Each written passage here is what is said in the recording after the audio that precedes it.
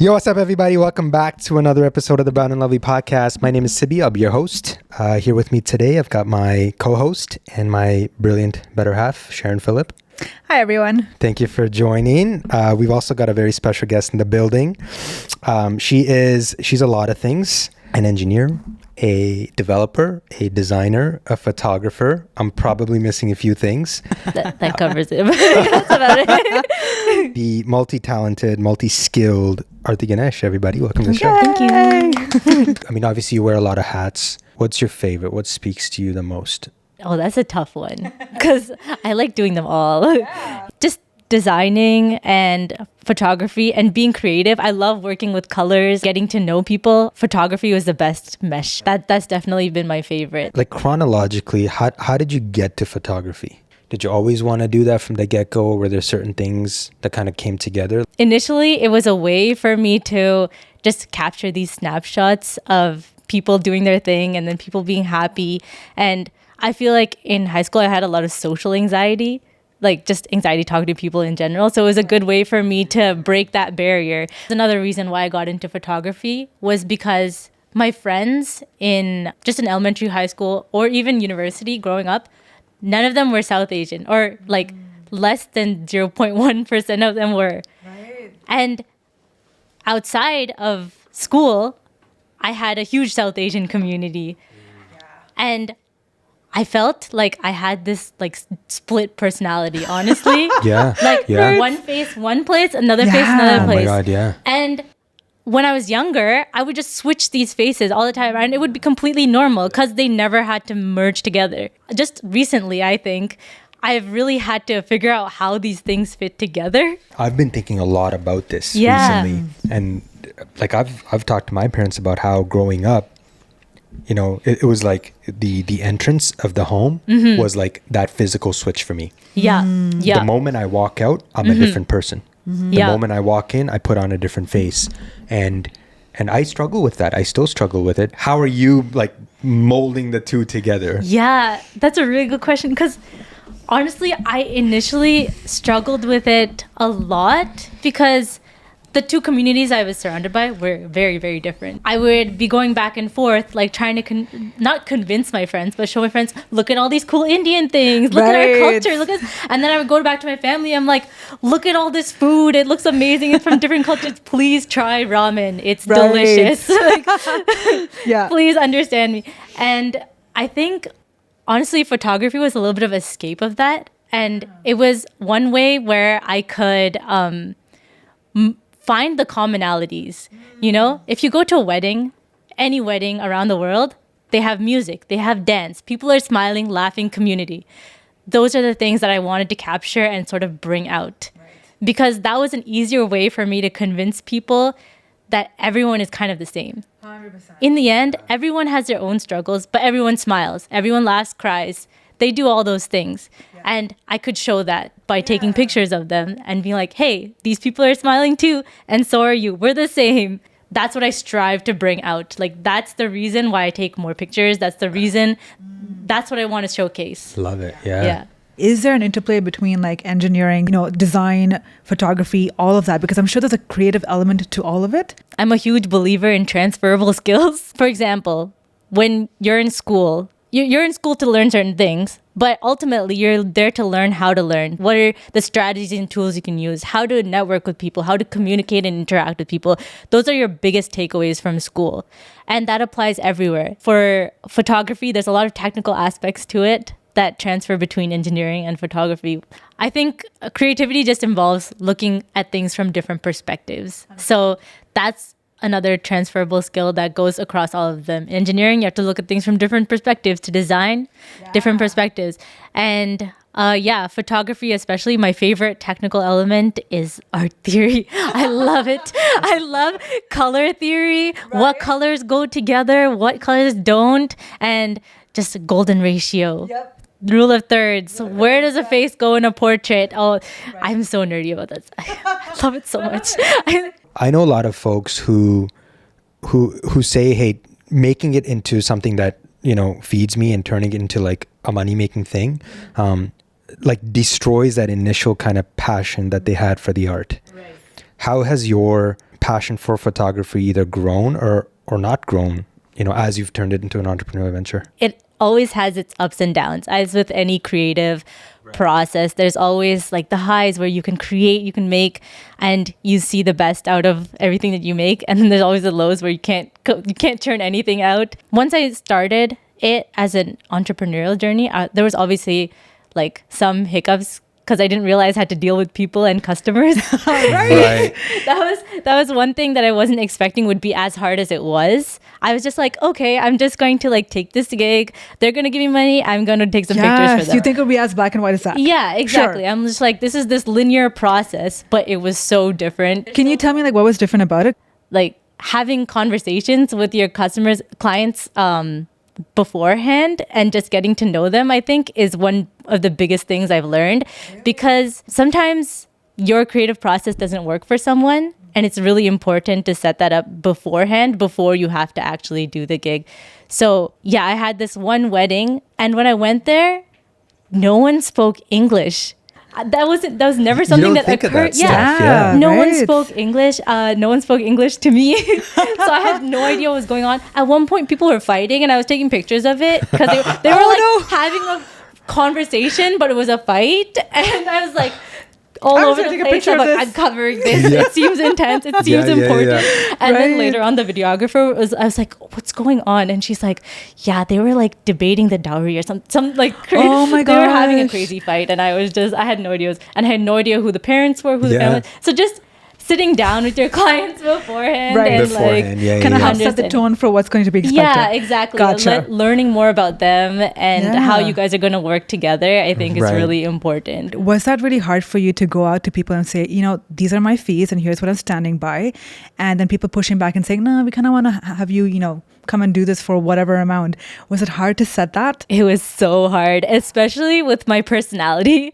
I'm a real pushover. I'm like, you guys are great. You guys are cute. Like, we could do this for $5. No problem. That was my mentality in the beginning. And honestly, I didn't understand why the photography industry was so expensive when I started. I didn't understand it at all. So I was like, why is it so expensive? I can charge like $100 an hour. It'll be fine. But yeah, as I started working more and realizing, okay, hey, here are the hours I'm putting into it. Right. This is how much the equipment costs. Yeah. At the end of the day, you have to know how much your product is worth. I would make the worst customer for anything. It's tough to negotiate with somebody who's reducing everything down to dollars and cents, right? What race makes the best customers? I feel like white people aren't like that. They really aren't. No, they're just like, dude, we love you. What's your price? Here, boom. And then there's people like us, but like, what about like $1,000 less? Honestly, white people do make the best customers, and also their weddings are shorter. So like, with Indian weddings, it's like 3 days of waking up at 5 a.m. and coming back home at like 1 a.m. Yeah. Nobody being on time. Yeah. None of the events starting on time. Yeah. None of the guests following the rules. Everybody's doing their fucking thing. The other thing, all of the guests wanting more pictures than the bride and groom. Oh my god! What would you say to people who are really kind of struggling to set that expectation that no, these are my rates and this is how it is? First, I would say do lots of research. Look into what other people are doing, how much are they charging, and then if you do feel that you're starting out and you're very much a beginner, you can lower it a little bit, but know that the rates are this for a reason. Like if most people are charging $300 for 1 hour, there's a reason for that. Also, finding someone that's in the same industry helps a lot. Having a community, just for anything. If you're going through school, find people that are in the same program as you to help you. If you're doing a business, find people with the same mentality so that you can push forward and like accelerate yourself as much as possible. That totally makes sense. I do think there's value in doing free work, especially early on when you are perfecting your craft and picking up your skills, right? I'm conflicted because it's tough seeing my close friends and family do that for an extended period of time. Yes. Right? Where it's just like, you're good now, you know what I mean? Like you can start charging now, right? So was there a tipping point for you? Like what was that sort of journey where you said, yo, you know what? I deserve charging this much now? That's a good question, because honestly, I totally forgot about the beginning half of my journey as I was going. I was like, no, you're worth it. Do everything. But at the beginning, I was doing things for free. I was because you have to get your portfolio in. You have to like have something to show people. Like, I think a prime example is one of our close friends, like Kiran and Ishmael. Like, I shot so many moments throughout their journey, and they've helped me like push my career forward just by like I was able to give something nice for them while I was able to further myself, and like they were there for me through that whole thing. Shout out to them. But yeah, and to answer your question, when do you know when you're good? It's when more people just come asking you. It's like when people are seeking you out for what you're doing, that's when you're like, okay, I have something to offer. This is a thing. How did it feel when that was happening? Actually, like, this is a crazy story. I was working at this job for an entire year, and it gave me like severe burnout. I feel like the South Asian community in general, it's like, don't quit. Like, if you have a 1-year contract, just power through, bulldozer through it. And that was my whole mentality. And I hit a breaking point. I was like, I cannot do this anymore. It's just killing me mentally. And there's all the other aspects of my life are getting broken down. So as I took the step, I was like, I'm handing in my resignation, even though I'm like, I need to stop doing this and then focus that energy on something else. The day I handed that resignation in, I got an email from Uber Eats, and they're like, can you shoot for us? Yeah. Oh my God. Like, and that's the moment where I was like, I know I made the right decision. That's so great. Right. And it just feels so good. You feel so fulfilled that you're going down the right path for yourself. I want to talk about that moment where you gave in that resignation letter, and those moments like kind of leading up to that. Oh God, it was absolutely nerve-wracking. I say I handed in my resignation letter, but that was like months of me just not feeling well, just racking my brain. I didn't talk to anyone about it. So my family is very atypical. Like, they're not the typical brown parents, I would say. Sure. Like, they're very different from the rest of the community, I feel. They're very open to change, and they really try to understand. Honestly, I was putting more pressure on myself than my parents would give. And I don't know, I feel like it's a accumulation of being in a society and a community that pushes for academic excellence and just pushes for excellence in general. I was always surrounded by people that were like top. They just... It doesn't matter if you hate it, you got to be the best at it. Exactly. Right? And you know what? Like, the day I handed that in and came home, my family had a cake with candles on it. Oh, that is amazing. And they cut it for me. And I'm like getting emotional. But that is so sweet. I just cried. Cried. That is amazing. Because I was so afraid of rejection. I was so afraid of like other people rejecting me for doing this. And it was just such a moment of relief. I realized at the end that it was just not that big of, like, life is so big, it's so long, and it was just a small moment. It's like a little blip in your life. Yeah, exactly. Yep. I've had so many blips in my life. Like, I took 7 years to complete engineering. I That's not even bad, tangents. Oh, many tangents. Yeah.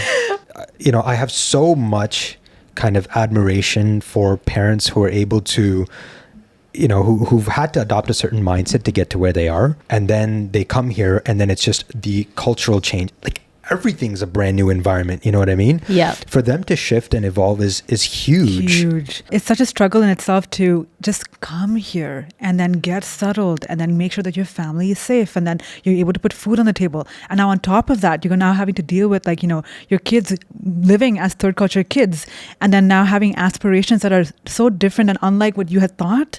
Yes. And then evolving around that is so it's a lot. And your kids are dealing with completely different challenges that you didn't even have the space in your mind to think about. Mm-hmm. Yeah. Right? They're trying to put food on the fucking table. They're not thinking about mental health and depression. How did your parents go through that change, and how were they able to evolve and kind of adapt to the new environment? I think I would have to thank sports for really helping my parents understand that.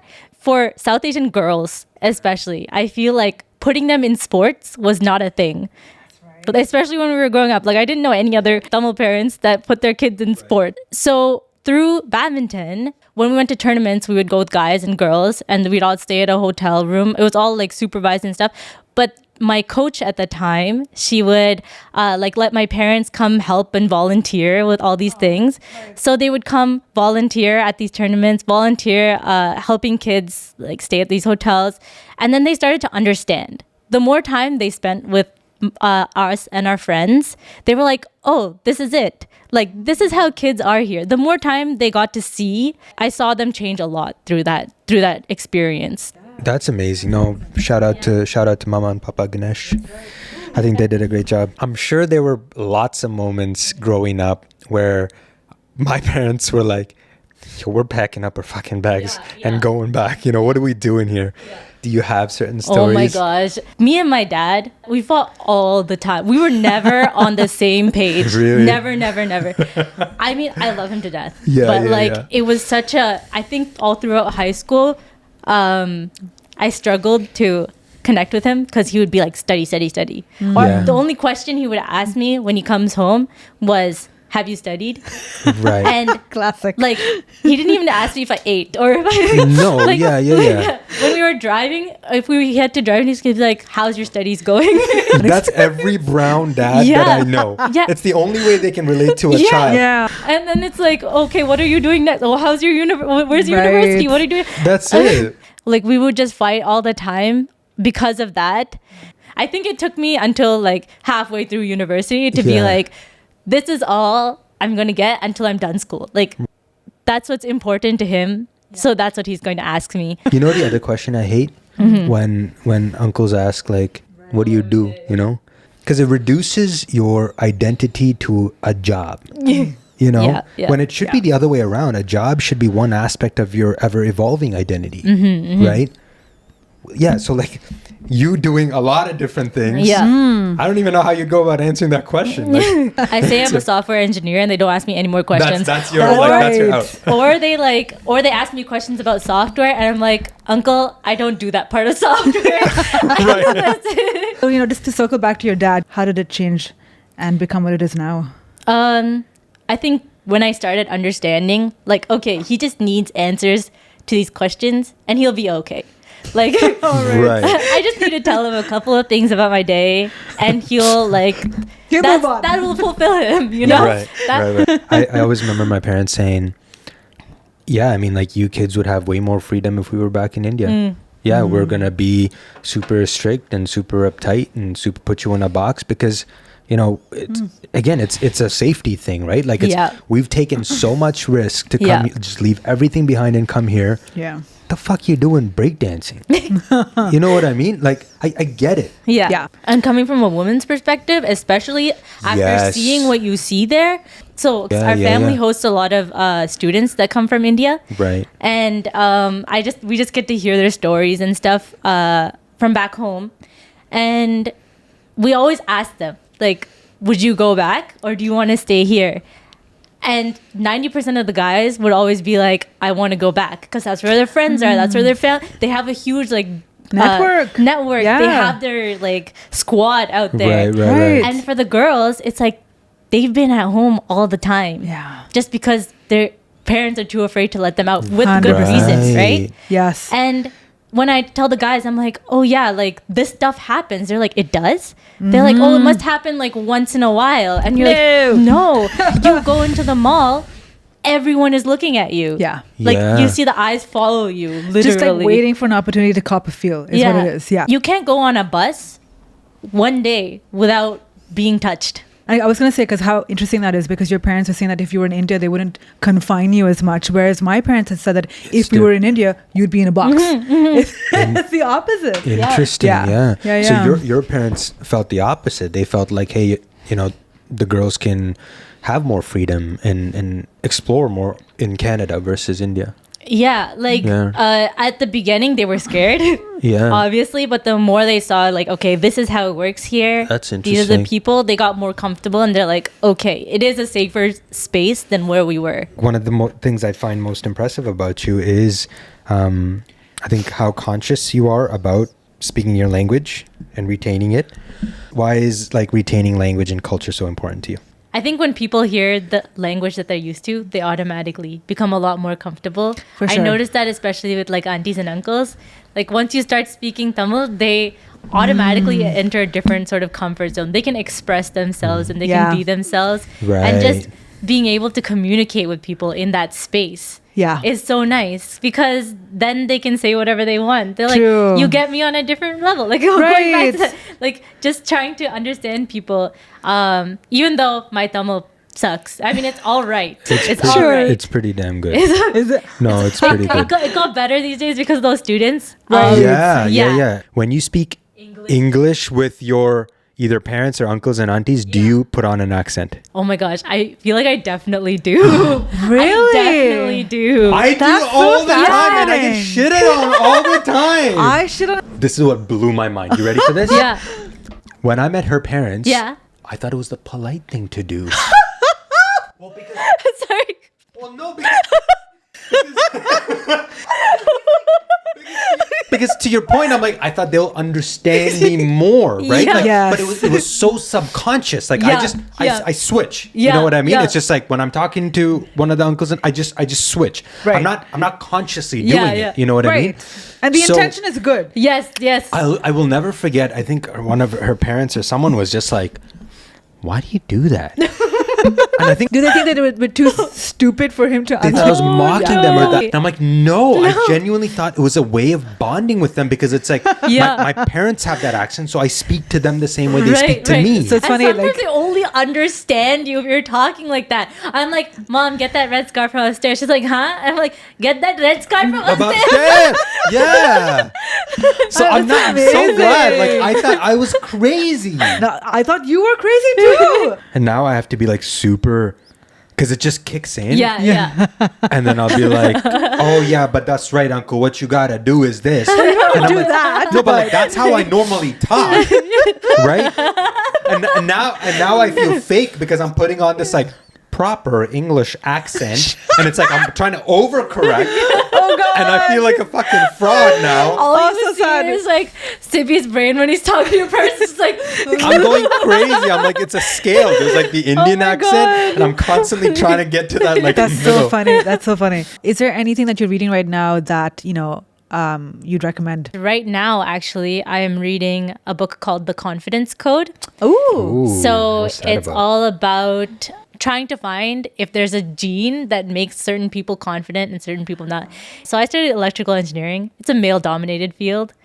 And I was the only girl in one of my classes. Like that's how male dominated it is. Playing sports and being in engineering, you aren't surrounded by women a lot.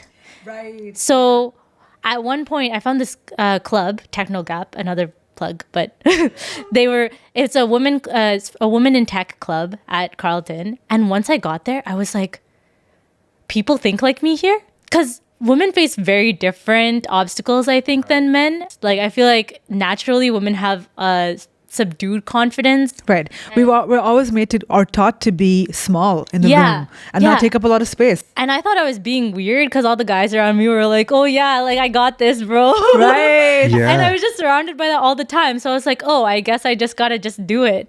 A lot of the women there were talking about imposter syndrome and Yes. things like that. I'm like, I feel this too. Why is no one talking about it? Yeah. And so I found this book called The Confidence Code, and she specifically talks about, there was a segment on like WNBA players versus NBA players and how their pre-game self-talk goes.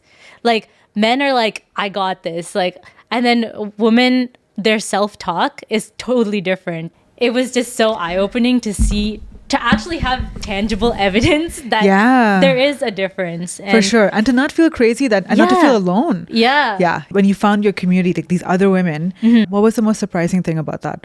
Discovering people that were where I wanted to be that looked like me or that were like me. It was hard for me to see, especially in software development, I think, initially, I would just see guys doing software development and then it became like a guy thing. Like they have their thing, you know? I don't know how to describe it. They have their thing. It was never explicit, but I felt like that internally. And then once I found this community, I was like, there's people like me up there too. So I felt more comfortable and I felt more open to learn and to share and to fail. I really felt a lot more okay to fail. And that's so important, is that sometimes, coming back to our culture especially, because there's such a fear about failure that we don't set our kids up to allow for that. And then because of that, there's all these, you get burnt out, you're doing things that you don't enjoy, and people aren't happy. Yeah. And it's a choice to decide for yourself, you know what, I'm not happy, I'm feeling distressed, I'm not well. That, it's next level kind of courage and bravery, especially for our community, I think, which is why, this is so important that we're talking about this stuff here with you, because you did that, and that's huge. Exactly. And I feel like the moment you do feel like there's no one you can relate to, you just gotta keep moving. Like, you gotta find that squad. Like, know that there are people that are going through the same thing that you are. That there are people that can relate to you, and just go out and find them. What is your viewpoint on failure, and how has that kind of evolved over time? I don't take failure very well at all. I remember in the last podcast you were talking about like those 3 pieces of paper on your wall that says "You ain't shit." You ain't shit. That was in my brain all the time. Yeah. I can accept failure for other people. I cannot accept it for myself. Like, it took me so long to work through that and be like, okay, it's okay.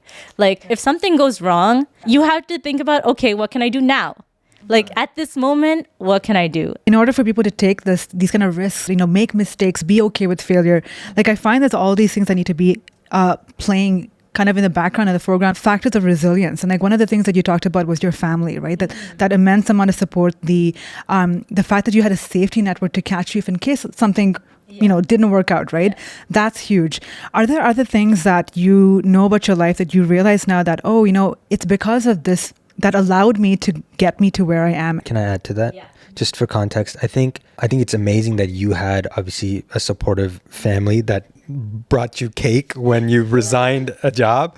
A lot of folks in our community don't have that. I think that's where your question kind of leads to about, resiliency is one thing, but like, how do you develop that, right? Like for everybody who doesn't have that support, how do they change that viewpoint on failure? How you start is realizing that I want to change. Like, I want to do something about it. And once you come to that point, then just reaching out doesn't necessarily have to be your parents. It could be a teacher, it could be a friend. It could be literally anyone. I went to counselors, and you may have to go to like 5 different counselors, but you will always find someone that clicks with you and that will tell you what you need to hear. Yeah. Seeking help is huge. I think it's not talked about a lot in our community, especially. There's a lot of stuff that happens behind closed doors. Stigma and shame and like all that kind of hushedness about, the fact that, well, we don't talk about mental health. We don't talk about like the fact that, we're not actually doing well, because the facade, the mirage of it is so much more exciting. And that's what we want for people to see, the performativeness of it, right? Yeah, exactly. You see like this cousin's cousin that's a doctor that's getting straight A's. You don't know where you stand in that, and you don't realize like what else they're going through because no one talks about it, especially for younger kids around me. I feel like it's really important to be open with that kind of stuff, because when they hear other people talking about it, they're like, oh, like I feel a weird way and it kind of sounds exactly like this. So then you can reach out and then you can talk. I think we need to do a way better job of surfacing the stories of the journey, man, the grind. Here's all the fucking shit that didn't work. You know what I mean? I'm so much more interested in all the places where, you had a speed bump, where you had a roadblock, because that's real. Because that'll teach people, or teach more other people how to do it, how to overcome it, right? Yeah. I want to talk a little bit about like the power of mentorship. What is it to you? Why is mentorship so important to you? It's like standing on the shoulders of giants, right? There are people that are doing what you want to do, and being able to learn from them is just, it's so much nicer to learn from someone than try and do everything on your own. You need someone that's on your side and that's going to push you to be your best. And sometimes you can't see your best. Right. So you need someone that can see that for you in the times when you can't. Right. Yeah. I think that's the magic of mentorship. What's one thing you want to be remembered for? just being there for someone. It doesn't have to be like everyone. It doesn't have to be a lot of people. Right. If I can be there for one person Right. in the time that they need me to be there, Yeah. then that's enough for me. I love that. Yeah. Yeah. I think that's awesome. Yeah. Yeah. And I think the reason I feel that way is because there were people for me like that, like total strangers. When I was going through like the worst time in my life, crying in bathroom stalls, I was crying in a bathroom stall, and then someone just knocked on it and was like, "Are you okay? Do you need a hug?" And they just, I don't know who they are. I don't know their name. I don't know anything about them. Remember that? Yeah. And that just made me feel immensely better. Yeah. Yeah. And it just helped me move forward. And Yeah. it was just that one time. But yeah. You know, if you had a gigantic billboard Yeah. and you could put absolutely anything you want on it, what would you say and why? Go at your own pace and be yourself. I saw this quote the other day that was like, at the end of the game, the pawn and the king go back into the same box. At the end of the day, That's a you're good running one. your own race. So just be yourself and do it at your own pace, because no one else is going anywhere. At the end of the day, we're all going to the same place. So take your time. That's right. One of my favorites is progress, not perfection. And that, and it's why I like it so much is because, it helps me focus on the fact that this is just a game with myself, in the sense that I'm only trying to better myself here. I'm only in competition with myself. And so long as I am changing and progressing and growing in the ways that I'm happy and brings me peace and happiness, that's all that matters. So forget perfection, forget trying to form around some kind of ideal of what people want you to be, and just be what you want to be. Exactly. I'm going to bring up a past Sibi. I don't know if I want to be put on blast. Let's go back to past Sibi. I'm kidding. Okay, just from like an outside perspective, you know what I mean? Like I've seen you from the outside. I've seen you like transition from different phases of your life, right? Yeah. So honestly, like before, I would have never thought that we would be like sitting down and having this kind of conversation. Right. You know what I mean? Yeah. Because like, it was very like your interactions then and now are very, very different, and it's very conscious now. I feel like Right. you're I love that. actually thinking about like bringing together your family. I see you thinking about all those things. So it's just interesting because like different phases of your life, you feel different things and realize different things. So just that growth is like very interesting. I think I got to give a lot of like credit to Sharon. Yeah, I definitely think you had a huge influence on that. Oh my God. I'm not do going to take too, all yeah. credit for that. I mean, obviously people have to be willing to change too, right? Like it's all self-growth as well. But like thank you. Yeah. See, this is okay. I wanted to talk about this. You suck at receiving compliments. And so doesn't? And so do I. How are you with compliments? I'm really bad. What is What that is that about? about? I don't like, know. why are we so bad with I taking just compliments? don't know what to say. I think it circles back to kind of like knowing your value. I don't think we're taught that. I think we're just like, I felt like that's what I was supposed to do. Yeah, for me, it's like the only thing I know is I ain't shit. Yeah. So it's like when I get these glimpses of like, yo, maybe I am the shit. It's like I don't know what to do. I physically don't know what to do with or that. maybe I'm not all shit is what it is. So like, We need to rephrase. No, we should put it up there and scratch it up. Right? You need a ain't visual all cue. shit. There's some parts of you that's all right. they're salvageable here. Yeah. Sure. No, I appreciate you observing and noticing that. One thing I'm trying to really do is not prioritize like a return on every investment, I'm trying to prioritize happiness instead, right? It's really the depth and the meaningful relationships that you have. And historically, I haven't been great at that, you know what I mean? So I think for me, even just having this special place to really get to know people in a meaningful and an in-depth way makes me so happy. Aarthi, I mean, I've personally known you for a long time, and I'm just extremely proud of your growth and all the cool things you're doing, and I'm just really excited for what the future has in store for you. Speaking of the future, what do you have planned next? What you got in store? Good question. So my life goal is to travel the world. Yeah. Yes. Yeah, and just capture as many people and cultures as I can. 'Cause I that's love what I that. love. So Yeah. yeah, that's the end goal. Cool, man. Nice. Where can people find more about you? My photography page, aarthiganesh.photography. Do you have a website? Yes, aarthi.ca. That's a little bit easier. Oh, nice. Yeah. That's a good one. Yeah. You got aarthi.ca? Yeah. How'd you get that? I guess no one with my name wanted a website. Did you have to pay a lot for it, or? No, so my mom works at rebel.com, so that's a domain registry company. Yeah. Well, shout out mom. Shout Yes. out. What's his name? Eugene. Eugene. Yes, Eugene. Shout out Ismail. Yeah. Shout out Techno Gap. It's cool, man. I mean, obviously, a lot of people have played a role in your life, and I think I love that you're giving back and you're doing the same for others. Yes. Thank you for your time. Thanks we for appreciate having you. me. I love spending time with you guys.